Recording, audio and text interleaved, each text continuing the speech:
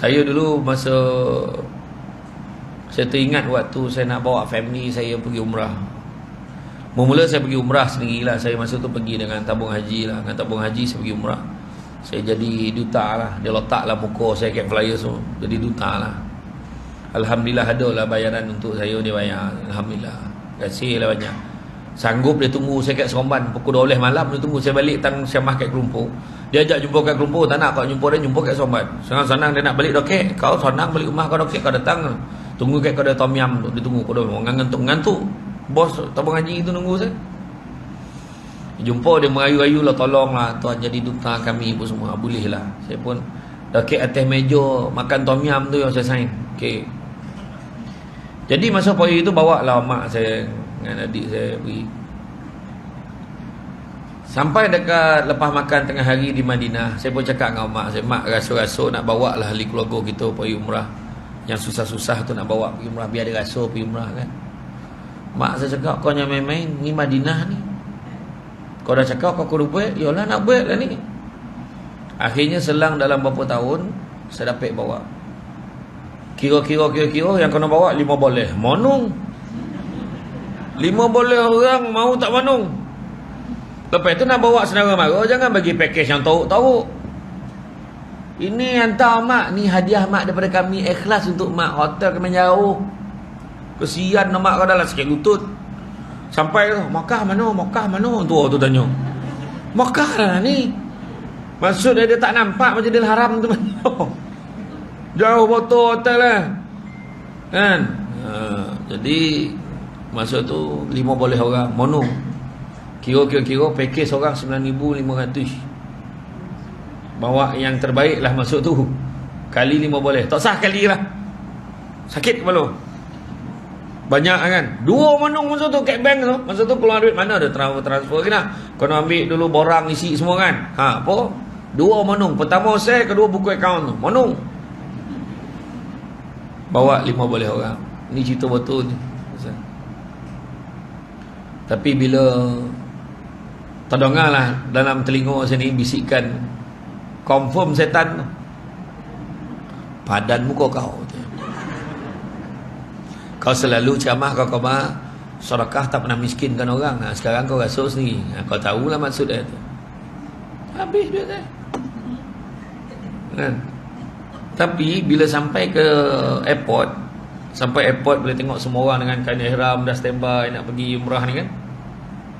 Separuh perasaan duit hilang ni, duit habis ni tak ada. Separuh hilang lah. Tak ada rasa dah. Separuh lah. Ada sekili separuh.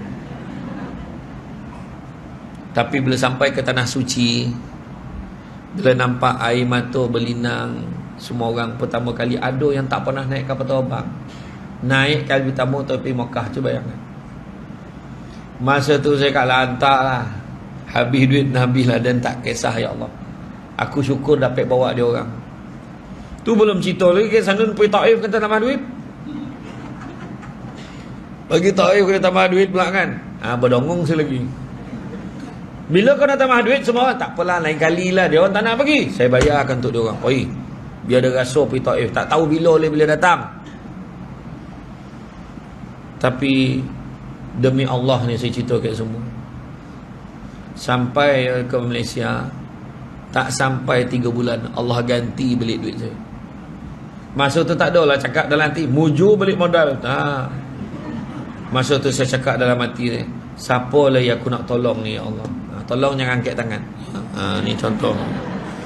Ya, doreh betul nak angkat tangan dah terkadang. Hari tu pun saya bawa insya-Allah. InsyaAllah kalau tak ada apa-apa aral melintang, insyaAllah dengan izin Allah pada hujung tahun ni saya akan bawa 25 orang pula ahli keluarga saya. Segala adik-beradik, mak saya, pak saudara, mak saudara, rumah saya bawa lah. Rumah saya bawa. Tak, saya nak bawa sebab memang terbukti siapa-siapa, banyak lah, tanyalah orang. Ada seorang masa yang saya bawa tu, mak saya nak bawa ada satu orang kampung sebab ada geng perempuan kongsi duit seorang sikit. Sebab semua geng-geng mengaji, mak berzanji, mahaban mak saya tu, semua orang dah pergi haji, dah pergi umrah banyak kali dah. Jadi dia orang kumpul duit setiap bulan. Ada bagi 50, ada bagi 30, ada bagi 100. Kumpul. Sampai ujung tu bulan 10 tu tengok siapa orang kampung yang susah, Yang rajin pergi surau, hantar dia, sponsor dia pergi umrah. Ada seorang makcik ni dipilih. Makcik ni dia kerja pengasuh, suami tak sihat kat rumah. Masa mak saya ajak nak tak pergi umrah, dia kata bukan apa, nanti takut garang 5 boleh hari tak ada, 2 minggu tak ada kat rumah, tak ada jaga budak, takut nanti duit bulan tak cukup, dia kata.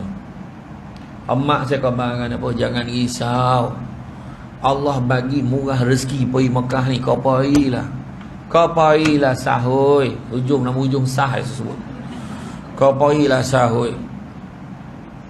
Jadi dengan apa, dia tak irat dia pergi, dia semain jamak semua dah pandai, mengaji pandai, semua pandai dah, semain sunat semua dah habis belajar, pandai betul. Jadi bila dia pergi tu dia seronok, menangis dia pergi.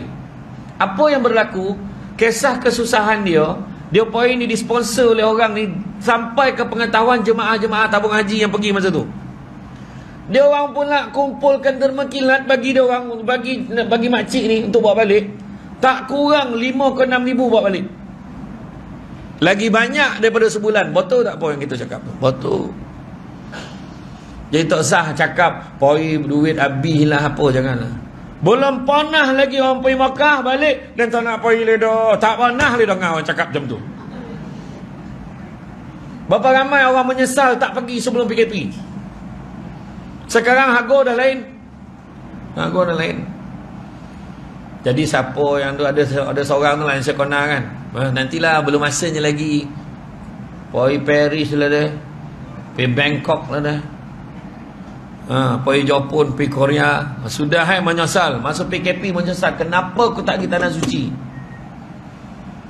Itulah. Jadi boleh pergi lah. Sekarang Kementerian Pelancongan dah tetapkan paling rendah 6990. Jangan rendah daripada tu. Kalau rendah daripada tu bohong. Mana 6990, 7,000 tu kira jauh lah tu. Kalau siapa nak pergi dengan Samsul Debat, insya-Allah bulan 12 saya pergi lagi insya-Allah. Bulan 12 kos dia standby je 8,000 lebih dekat 9,000, atau 9,000 lebih dekat 10,000. Betul lah cerita, betul. Hotel paling jauh 100 meter. Hotel paling dekat 50 meter. Kau nak dekat lagi jangan balik daripada masjid tu. Duduk dalam tu. Sangka korak lah. Bawa uti mau saya siap air, mau duduk dalam tu. Makna hotel paling lokek sekali. Naik Safwa, siapa yang tu Safwa naik hotel yang pertama tu dia. InsyaAllah selesa. Nak murah lagi bilik berompek. Ya. Ni bukan promote nak, lebih kurang. Sekarang bagi nama. Iya, sekarang ramai nak pergi. Dan jangan risau, saya tak jadi mutawif. Sebab kalau saya jadi mutawif, habis travel lain pun dia tinggalkan mutawif itu, dia dongah tak limat saya. Itu masalah tu. Jadi saya akan jadi peserta sama dengan semua. Saya akan join makan dengan semua jemaah-jemaah biar dia merasa tengah hari makan dengan Samsul Debat. Satu meja makan. Naik bas kan, saya naik bas-bas, semua bas merasa dengan saya. Ya, okey. Jadi mana kata ibadah ni dia akan rasa malas nak melakukan ibadah. Ada je, nantilah, esok lah, ponek lah, sakit belakang lah, yang macam-macam alasan dia. Tengok orang tu sanggup datang pakai kursi. Malu lah ustaz ceramah apa, saya semayang naik duduk kat kursi ya. Tak apalah, yang patut malu yang tak semayang. Ada pula tu nego tu semayang kat kursi tu tak sah. La ilaha illallah. Tu semua mazhab kursi dia. La ilaha illallah. Dia yang bercakap tu tak ada otak. Kau tak sakit lutut kau tahu apa, tapi adalah kaedah dia, cara semayang kat kursi tu. Bukan sesaja kan. Masalah yang duduk kat kursi tu mula-mula belakang. Kelamo ke depan, sudah semua kursi depan. Kan? Yalah. Tak apalah, jangan malu-malu. Saya pernah jumpa satu hamba Allah di Melakai dekat Johor tu. Kampung Melakai Johor. Dia semayang tu, masa angkat takbir tu dia melutut. Dia memang dah melutut dah. Sebab dia tak nak operate, biar dia melutut, dia angkat takbir tu melutut. Orang semua pandang, kenapa lah kena dia melutut? Sebab lutut dia sakit. Jadi dia melutut supaya dia dapat sujud. Kita nampak kocik bulan 3 tu saya pergi umrah. Bulan 3 saya pergi umrah, saya jumpa dengan Ustaz Hanafi Ahmali. Ustaz Hanafi cerita depan saya, menangis lah cerita.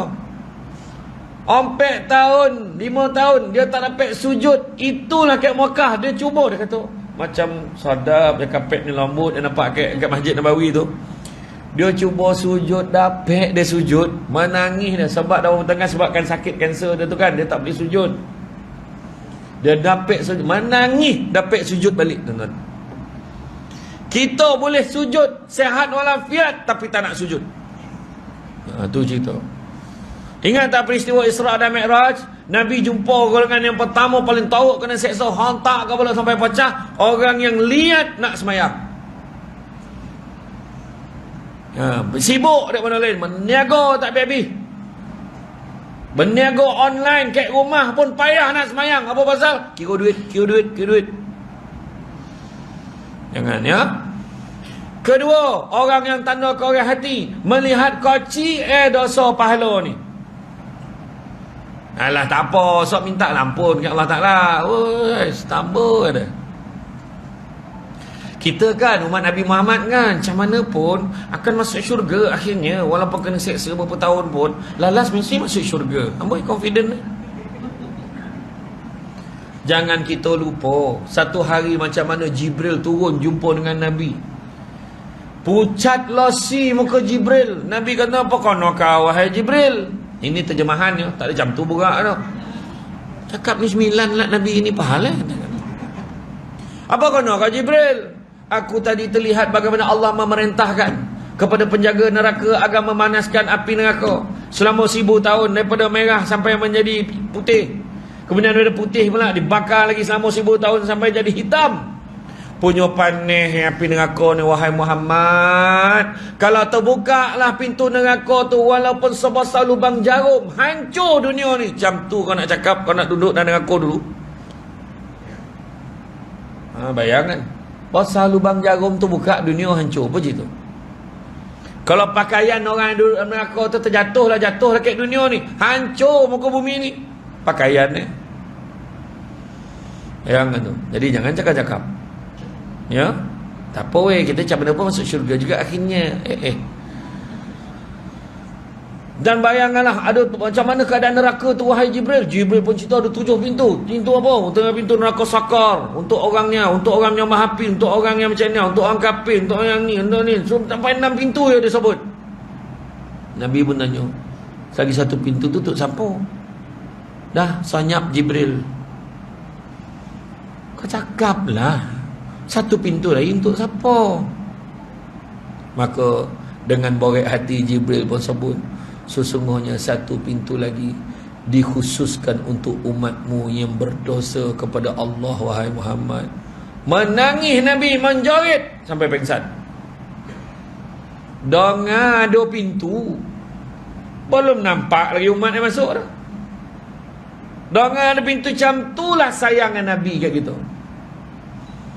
Kalau kita sadar kasih sayang Nabi, lembutlah hati kita betul dah. Tak ada koreh dah. Nabi menangis, Jibril pun nangis sama. Dan sampailah Nabi terlena dalam tangisan itu, menjerit tadi pengsan dekat pangkuan Jibril. Bila Nabi terjaga daripada pengsan tu, Nabi terus tanya, wahai Jibril, terus tanya, wahai Jibril, aku tahulah ada 1 pintu tu khusus untuk umat aku tahu. Tapi ada tak takut ada pintu ya, tapi tak ada yang masuk kan? Harapannya macam tu.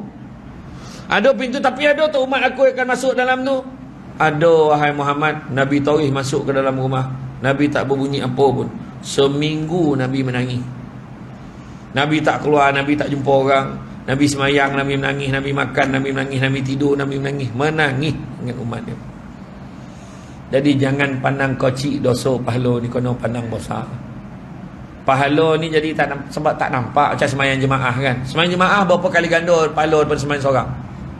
Berapa kali ganda? Semua jawab ijma' ulama sebulat suara 27 kata. Tak ada yang dalam 20 lebih lah, berapa tak ada. Semua orang tahu 27 kali ganda daripada sembahyang seorang. Tapi kenapa tak ramai? Sebab pahala tak nampak. Pahala tak nampak. Ya. Itu yang kedua.